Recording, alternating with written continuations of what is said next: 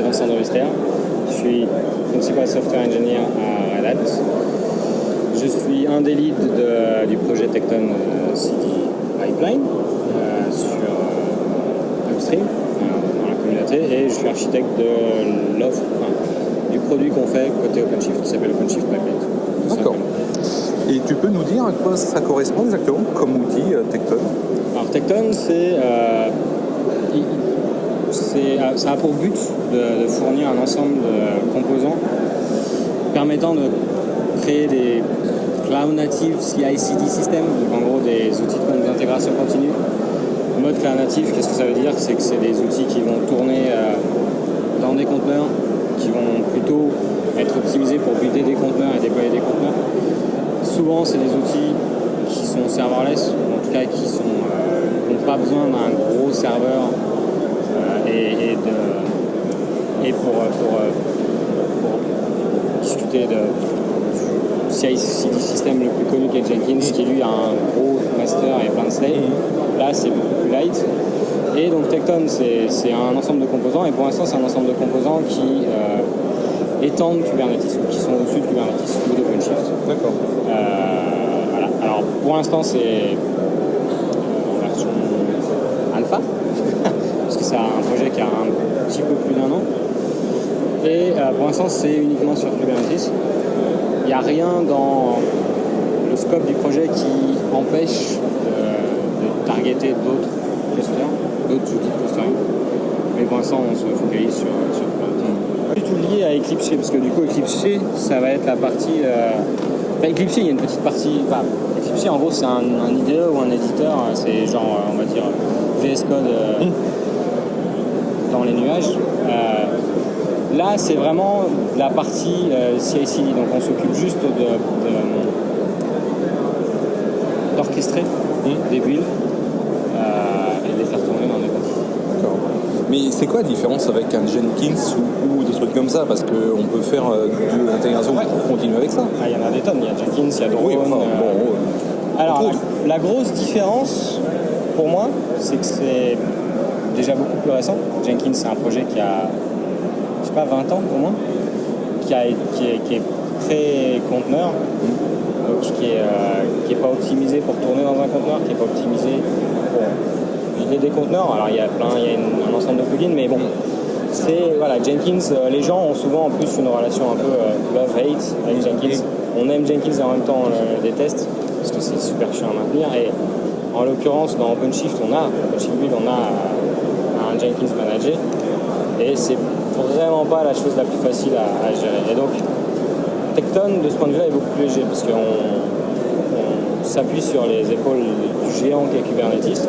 Donc nous, on étend juste l'API Kubernetes. On a des petits composants lightweight qui sont là au-dessus, qui tournent, mais on essaie de prendre le plus de fonctionnalités de Jenkins, de Kubernetes pour avoir un truc le plus lightweight possible. Et donc, en fait, on a j'ai les mots en anglais, j'ai pas les mots en français. Le footprint mémoire et CPU de Tekton est minimal par rapport à un Jenkins qui tournerait dans le même environnement.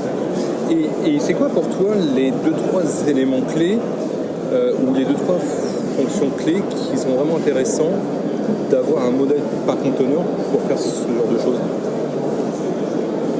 C'est une bonne question. Parce qu'il faut quand même, il faut avoir un intérêt quand même, parce que si c'est pour utiliser un conteneur parce que c'est joli, je dis ok, mais franchement, à quoi ça sert? Alors, pour moi, les conteneurs, ça a toujours été portabilité, et que ce soit dans le cadre de Tekton ou n'importe quoi, en fait, c'est surtout portabilité et reportabilité, mais en gros, portabilité et être capable d'optimiser en fait pour son application, l'environnement pour son application ou pour le process qu'on veut faire tourner, et un petit peu isolation, sécurité, mais bon, ça c'est un petit détail, parce qu'en fait le conteneur en lui-même apporte très très peu de sécurité. C'est ce qu'on va rajouter au-dessus, ou la façon dont on va le manager qui va rajouter la sécurité. Lui-même, il isole juste le processus, il isole ce que le processus voit, mais c'est tout. Donc pour moi, c'est surtout la portabilité et aussi, je veux dire, plus le temps passe, plus les gens mettent tout dans les conteneurs. Et du coup, je sais pas, pour moi, ça fait sens. Alors, mon problème, c'est que j'ai bossé pour Docker avant, ça fait 4 ans maintenant que je bosse conteneur. Donc pour moi, conteneur, c'est forcément... je réfléchis que en mode conteneur. Donc c'est des questions que je me pose pas tout le temps. Mais comment tu vas gérer le cycle de vie de ton intégration continue? Parce que on sait que gérer un conteneur sur la durée, c'est pas forcément simple. Parfois, il faut quand même se taper le Dockerfile, qui n'est pas toujours hyper sexy quand même à la base. Donc avec ton outil, ça va se passer comment? Alors, Tekton, de ce côté-là, il est fait, donc, comme il se base sur Cube, les seuls conteneurs qui tournent de manière continue ou tout le temps, ça va être le contrôleur, ce qui va s'occuper comme tout contrôleur dans Kubernetes, qui va s'occuper de prendre l'état souhaité de l'utilisateur et de le rendre en état actuel. Et donc en fait, Tekton a introduit un certain nombre de concepts, de ressources en l'occurrence, de ressources Kubernetes. On va avoir les tasks, les pipelines. Donc ça va être task, ça va être la définition d'un élément un peu unitaire, donc plusieurs étapes qui vont se passer toutes dans un pod et donc chaque étape dans un conteneur.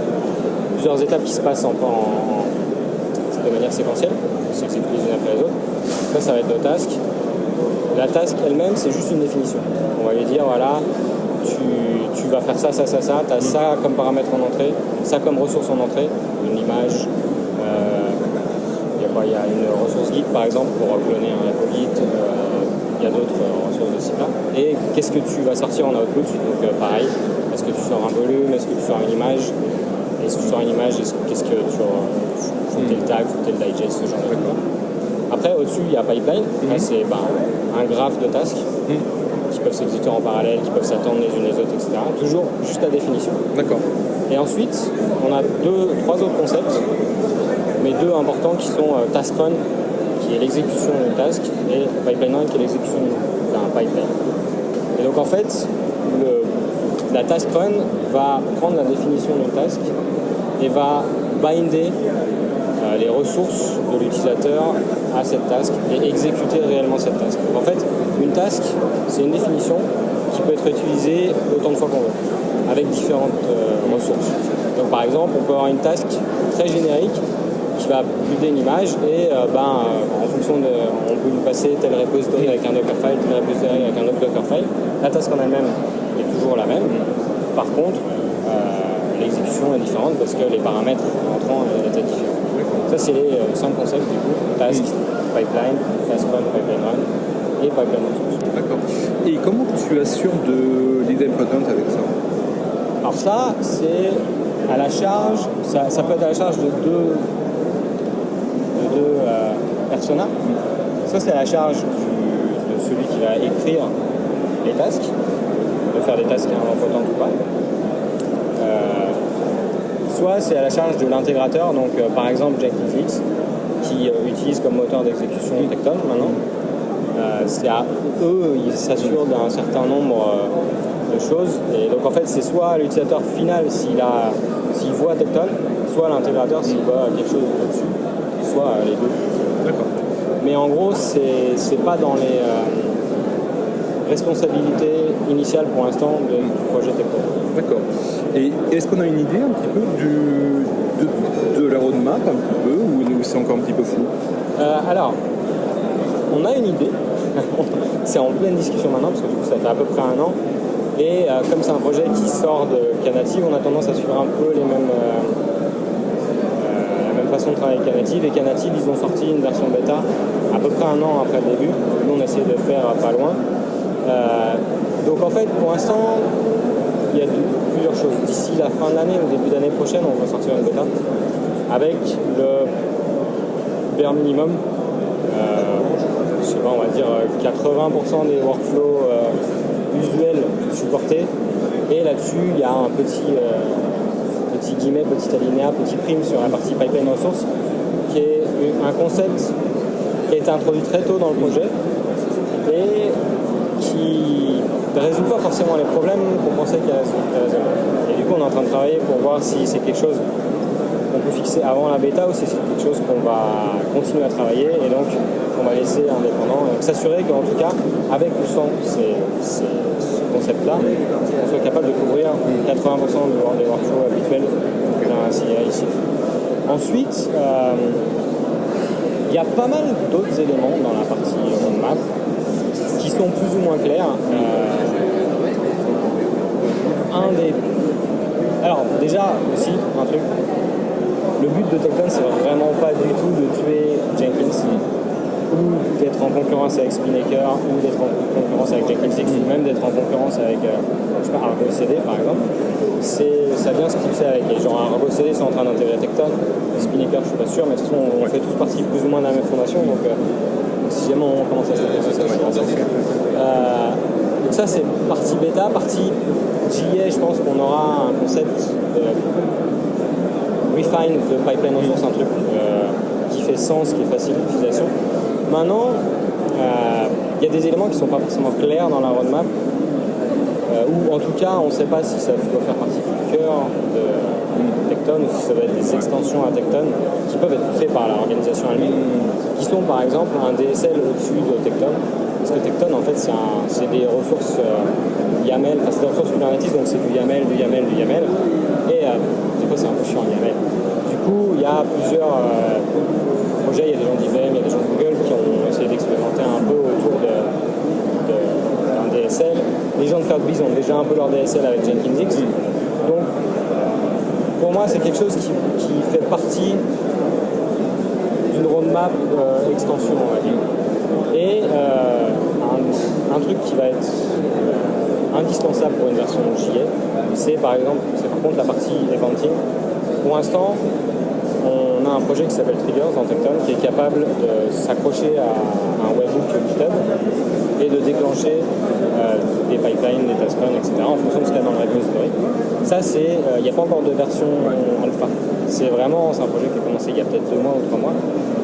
C'était quelque chose qui manquait, on s'est focalisé au début sur l'API et ensuite on est parti là-dessus. Du coup ça effectivement c'est pour moi courant l'année prochaine, probablement mi-année, Q3 peut-être, on aura le flow total. En tout cas l'idée c'est ça. Après ce sera plutôt regarder. En fait ce qui va être compliqué dans la roadmap c'est arriver à décider ce qui doit rentrer dans le cœur et de ce qui doit rester comme une expérimentation ou une extension. Parce que IBM fait son propre projet autour de Knative et Tekton qui s'appelle Cabanero. Nous, on package Knative avec OpenShift Serverless, Tekton avec OpenShift Pipelines, mais de manière on ajoute très peu de couches au-dessus pour l'instant, on pourrait. Jenkins X ajoute une grosse couche au-dessus de Tekton, VMware s'intéresse à ça.